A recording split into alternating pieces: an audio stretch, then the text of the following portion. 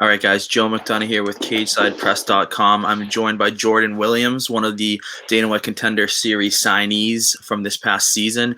And he's fighting in, what is it, 2 days now at this point? 48 hours over there? Hey, yes, sir. You got it right, man. Almost time to shine. Almost time to shine. And that means it is weigh-in day today, correct? Or is that tomorrow? Um, let's see. I think that's tomorrow at Yeah. 5. Or it's today. What day is today for you? Is today Wednesday or Thursday? That's exactly what's going through my head. It's Yeah, like, so today it's Wednesday night over here. So yeah, it would be so you'll be it will be tomorrow for you. tomorrow. It'll be tomorrow. Today's Yep, yep. Thursday morning over there. Yeah, it's a wild ride trying to figure out the times between here and there and connect these interviews. But I appreciate you taking out the time. So I mean, how has camp been going? How has fight week been going? Are you still cutting? And how close are you to being on weight? Fight camp is going good for as long as it was because it was a 17-day notice. I just had that fight out. I just, as you said, I'm a signee off the Contender Series, and that was this fight was a 17-day notice. So I had 1 week of a training camp and then another week of just kind of keeping the pace, a lighter pace, but just staying in shape and my head movement and confident and my movement around. So that's all been successful. My weight cut's good. It's gravy. It's not really. Not really that much of a weight cut. I wear or walk around at 188 sometimes, 185 sometimes. So, it's just kind of like just everything's going smooth. Everything's going smooth, which is really, really important when you're on on the other side of the world. Yeah, absolutely, man. Absolutely. And so, like you said, this is a 17-day notice fight. When you signed that contract, when Dana White called your name, did you expect to be fighting this soon? Was this something that they called you and you just couldn't turn it down? What was going through your head when you got this call to sign this fight? That's exactly what happened. I was not expecting it. I made a comment in a post-fight interview. So I was in the interview. They're like, "Hey, when do you plan on fighting next? Like, what would you like to do with this UFC career that you just got?" And I'm like, "Hey, Fight Island seems pretty cool. I hear they're out there for a couple weeks." And then so before I even made it home, I just landed, and then so my phone comes back in the service, and my manager's like, "Yo, you want to fight October 3rd?" And I'm doing the math in my head. I'm like, "That's Fight Island." And he's like, "Yes, sir." I'm like, "Oh my god!" Like I literally just asked for this. So Yeah. the mood that's going through my mind is like they really just hit me with this asking you shall receive type of shit. So that's awesome. It's awesome. I feel like I've been chasing that hot girl at school for years now, and she's rejected me twice in cold blood. Like I said, I'm not good enough via Dana or the judges. And then now she just turns around, and the third time I tap on her shoulder, she turns around and says, "No, we're dating." I'm like, "Oh my god, this is quick." So Yeah. Now that's the mindset. Yeah, now you're at What's prom with that? the UFC. You're at prom with the hot girl now. I Exactly, love it. exactly. And And she, so she and she asked me to prom. Yeah. exactly. And that's pretty cool though that you got the text right when airplane mode came off. You were just flying home. That is hmm some amazing stuff. So like you said, you're on Fight Island right now. Obviously, you're in Abu Dhabi, Yaz Island. Something that you asked for, you got. And how, has it even kind of hit you yet that, 10 years down the road, when hopefully coronavirus is a thing of the past and, life's a little more normal, you can say to, your family, your friends, your kids, whoever, I got to fight on UFC Fight Island, because it's a pretty special and not many fighters get to say that.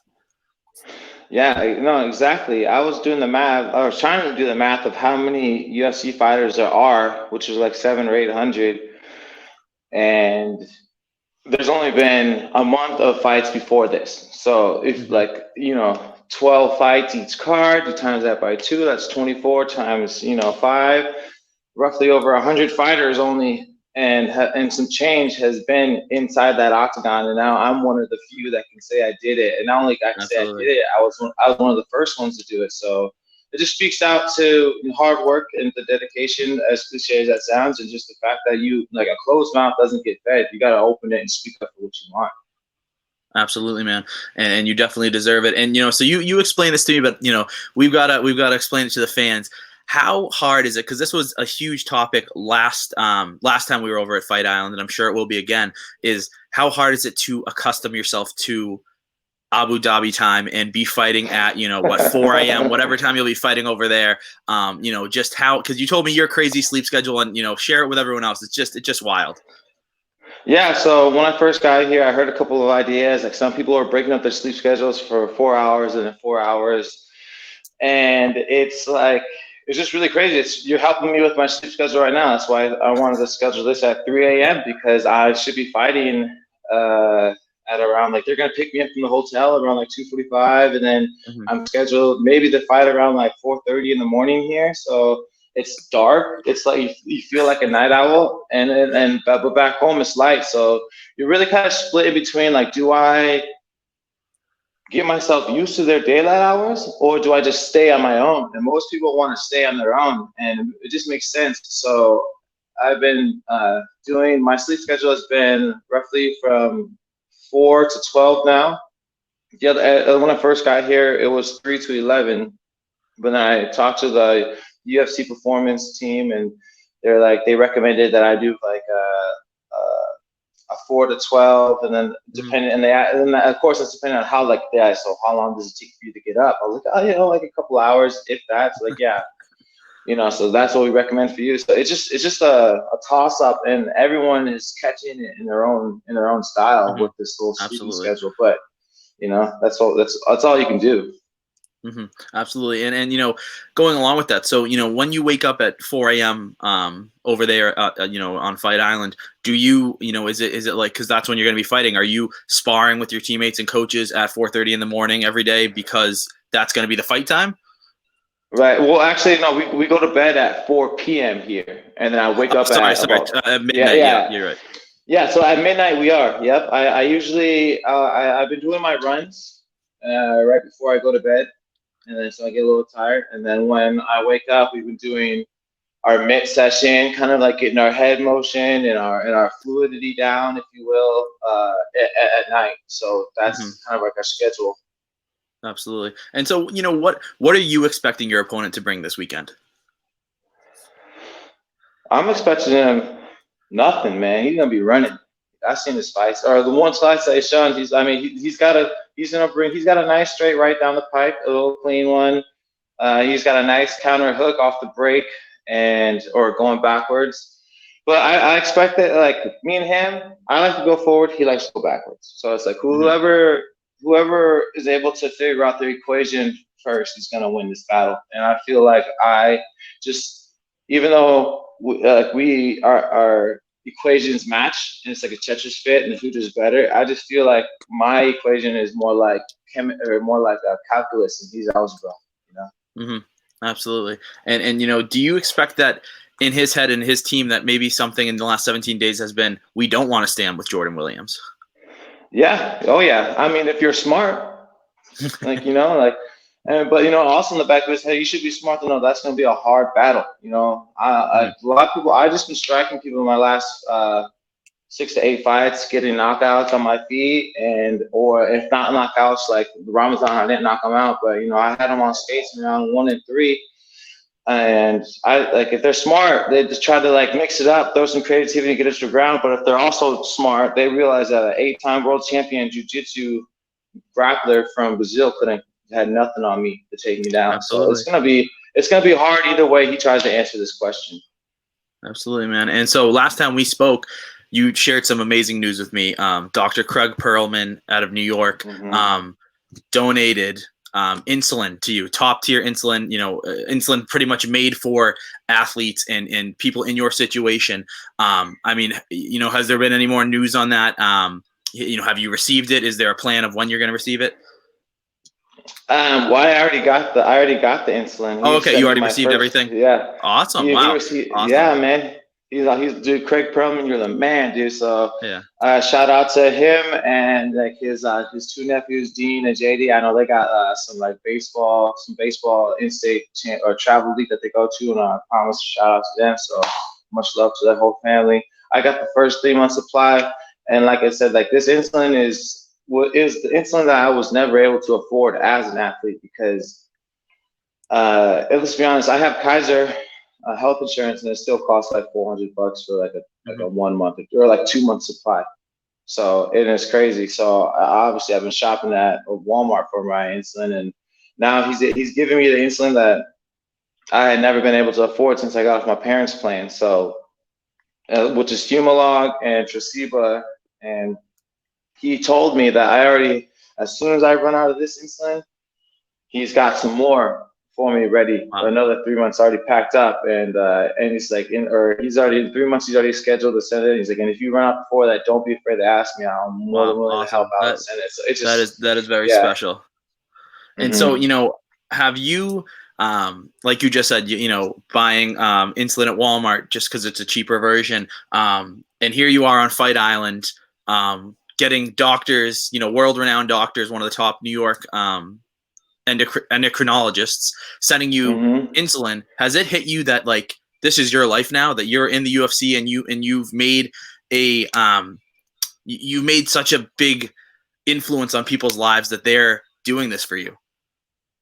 Oh yeah, man. No, it's definitely a hit, and I'm gonna hit this fool just as hard as like this whole lifestyle change has hit me, man. It's only fair. It's only I get messages. I used to get messages before this, Sorry about that. I used to get messages before this about, being an inspiration, but now it's like the message requests. There's literally hundreds of people that I haven't got to, and I feel so bad. And like people are like, "Hey, man, you can't."